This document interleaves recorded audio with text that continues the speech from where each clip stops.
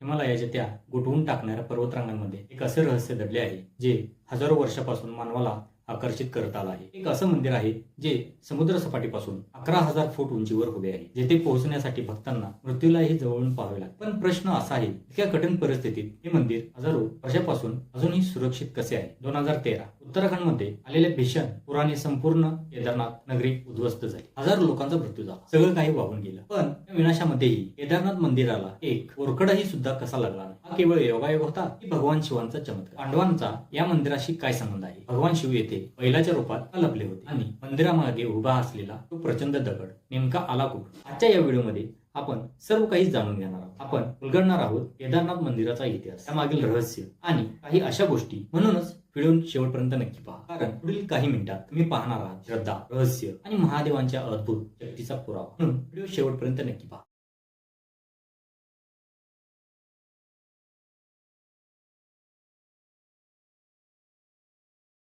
हिमालयाच्या विशाल आणि भयावह पर्वतरांगांमध्ये समुद्र सपाटीपासून तब्बल 3,583 मीटर उंचीवर असे दिव्य स्थान वसले आहे, जिथे पोहोचणे हेच भक्तांसाठी एका तपस्येसारखे मानले जाते। उत्तराखंडच्या रुद्रप्रयाग जिल्ह्यात मंदाकिनी नदीच्या पवित्र किनारी हजारो वर्षांपासून अचल उभे आहे श्री केदारनाथ मंदिर। हे केवळ एक मंदिर नाही, तर भगवान शिवांच्या सर्वात शक्तिशाली निवासस्थानांपैकी एक मानले जाते। केदारनाथ भगवान शिवांच्या 12 पवित्र ज्योतिर्लिंगांपैकी एक आणि हिंदू धर्मातील सर्वात कठीण पण पवित्र मानल्या जाणाऱ्या चारधाम यात्रेचा महत्वाचा भाग। असे मानले जाते की जो भक्त केदारनाथचे दर्शन घेतो त्याच्या सर्व पापांचा नाश होतो आणि त्याला मोक्ष प्राप्त होतो। पण या मंदिराशी जोडलेले एक रहस्य अजूनही लोकांना आकर्षित करते। हिवाळा सुरू होताच संपूर्ण केदारनाथ नगरी अनेक फूट बर्फाखाली दडपून जाते। तापमान शून्याच्या खूप खाली होते आणि मग हे मंदिर तब्बल 6 महिन्यांकरता बंद केले जाते। पण प्रश्न असा आहे, मंदिर बंद असताना भगवान शिवांची पूजा कुठे केली जाते? असे म्हणतात की त्या काळात भगवान केदारनाथांची दिव्य उपस्थिती उखीमठ येथे विराजमान असते, जिथे हजारो भक्त पूजा करण्यासाठी येतात। पण केदारनाथ फक्त एक मंदिर नाही, तर हे आहे श्रद्धा, रहस्य आणि चमत्कार यांचे जिवंत प्रतीक।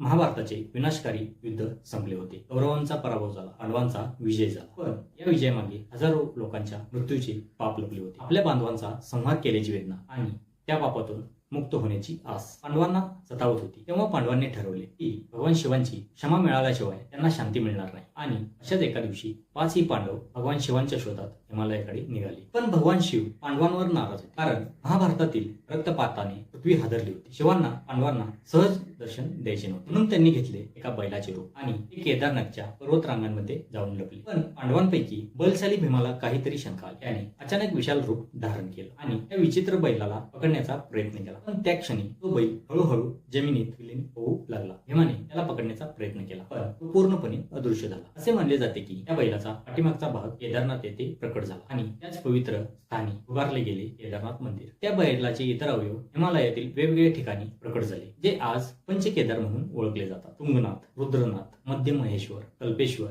आणि केदारनाथ। ही कथा केवळ पौराणिक नाही, तर ती भगवान शिवांच्या असीम शक्तीचे आणि त्यांच्या दिव्य रहस्याचे प्रतीक मानले जाते।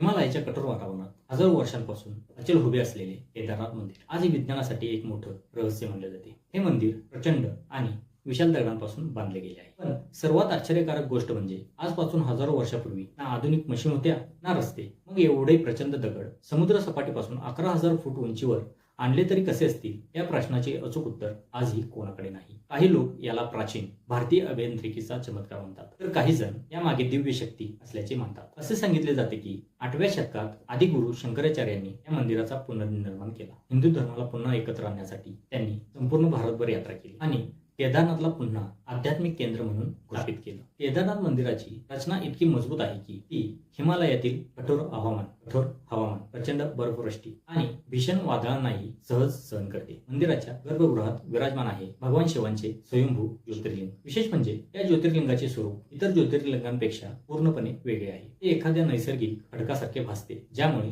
त्याचे रहस्य आणखी गडद होते। आणि मंदिरामागे उभे असलेला विशाल बर्फाच्छादित पर्वत केदारनाथच्या दिव्य सौंदर्य आणखी भर करतात। येथे येणारा प्रत्येक भक्त क्षणभरासाठी का होईना स्वतःला एका वेगळ्याच आध्यात्मिक जगात हरवून जातो।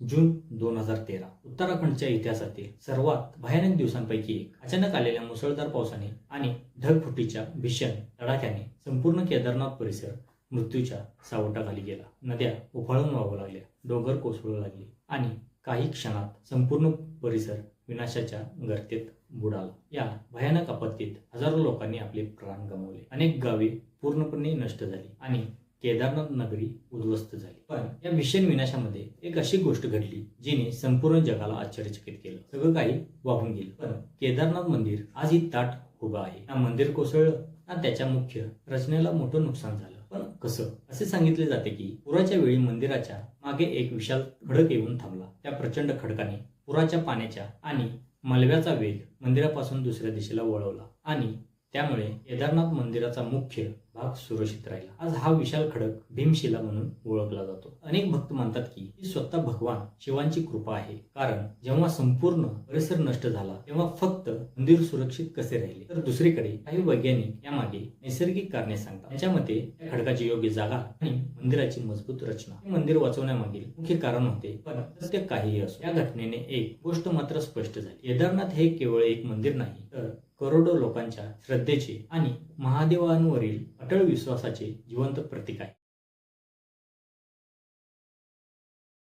केदारनाथची यात्रा ही फक्त एक यात्रा नाही, तर ती आहे श्रद्धा, सहनशक्ती आणि आत्मिक अनुभूतीची एक अद्भुत परीक्षा. या दिव्य धामापर्यंत पोहोचण्यासाठी भक्तांना गौरीकुंडापासून 16 ते 18 किलोमीटरचा कठीण पर्वतीय प्रवास करावा लागतो. उंच चढण, थंड वारे, कमी होत जाणारा ऑक्सिजन आणि सतत बदलणारे हवामान. हा प्रवास प्रत्येक पावलावर भक्तांची परीक्षा घेत असतो. या कठीण प्रवासातही हिमालयातील बर्फाच्छादित पर्वत, गर्जना करणारे धबधबे आणि सुंदर हिरव्यागार दऱ्या हा संपूर्ण अनुभव स्वर्गीय बनवतात. प्रत्येक काही अंतरावर हर हर महादेवच्या घोषणा ऐकू येतात आणि त्याच आवाजात यात्रेकरूंना पुढे चालण्यासाठी नवीन शक्ती मिळते. जे भक्त पायी प्रवास करू शकत नाहीत त्यांच्यासाठी घोडे, पालखी आणि हेलिकॉप्टरची सेवाही उपलब्ध आहे. मग तो प्रवास पायी असो किंवा आकाशातून. केदारनाथचे पहिले दर्शन होताच प्रत्येक भक्ताच्या डोळ्यात आपोआप अश्रू येतात. येथील सकाळची आरती, घंटानाद आणि मंत्रोच्चारांनी भरलेले वातावरण मनाला एका वेगळ्याच आध्यात्मिक जगात घेऊन जाते. तर रात्री बर्फाच्छादित पर्वतांच्या मध्यभागी उजळून निघालेले केदारनाथ मंदिर एखाद्या दिव्य स्वप्नासारखे दिसते. अनेक श्रद्धाळू सांगतात की केदारनाथ येथे पोहोचल्यानंतर त्यांना एक अवर्णनीय शांतता आणि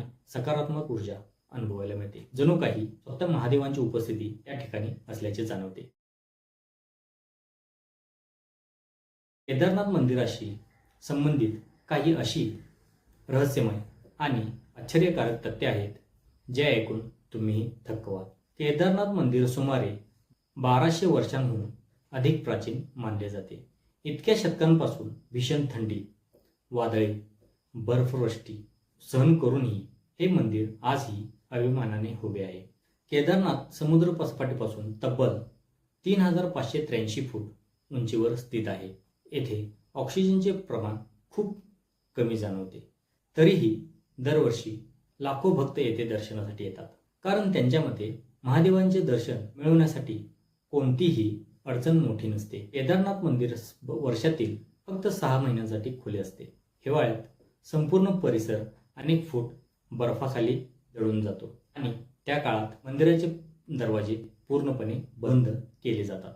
केदारनाथ यात्रा भारतातील सर्वात कठीण धार्मिक यात्रांपैकी एक मानली जाते, कारण येथे पोहोचण्यासाठी भक्तांना कठीण पर्वतीय मार्ग, थंड हवामान आणि कमी ऑक्सिजनचा सामना करावा लागतो.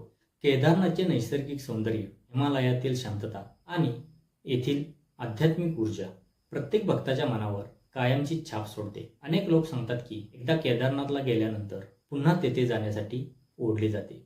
कदाचित म्हणूनच केदारनाथ हे केवळ एक मंदिर नाही, तर श्रद्धा, रहस्य आणि महादेवांच्या दिव्य शक्तीचे जिवंत प्रतीक आहे. हिमालयाच्या कुशीत वसलेले केदारनाथ हे केवळ एक मंदिर नाही, तर ते आहे श्रद्धेची शक्ती, भक्तीची अनुभूती आणि महादेवांवरील अटळ विश्वासाचे जिवंत प्रतीक. इथे येणारा प्रत्येक भक्त स्वतःसोबत एक वेगळीच शांतता आणि आयुष्यभर लक्षात राहील असा अनुभव घरी परत घेऊन जातो. कदाचित म्हणूनच केदारनाथला देवभूमीचे हृदय म्हटले जाते, जिथे प्रत्येक दगडात, प्रत्येक वाऱ्यात आणि प्रत्येक मंत्रात महादेवांची उपस्थिती जाणवते. जर तुम्हाला हा व्हिडिओ आवडला असेल तर व्हिडिओला लाईक करा, शेअर करा आणि आपल्या अद्भुत भारत चॅनेलला सबस्क्राईब करा, कारण अशाच अद्भुत आणि रहस्यमय गोष्टी जाणून घेण्यासाठी बेल आयकॉन दाबायला विसरू नका आणि कमेंटमध्ये नक्की लिहा. हर हर महादेव. पुन्हा भेटूया एका नवीन अद्भुत प्रवासात. तोपर्यंत धन्यवाद.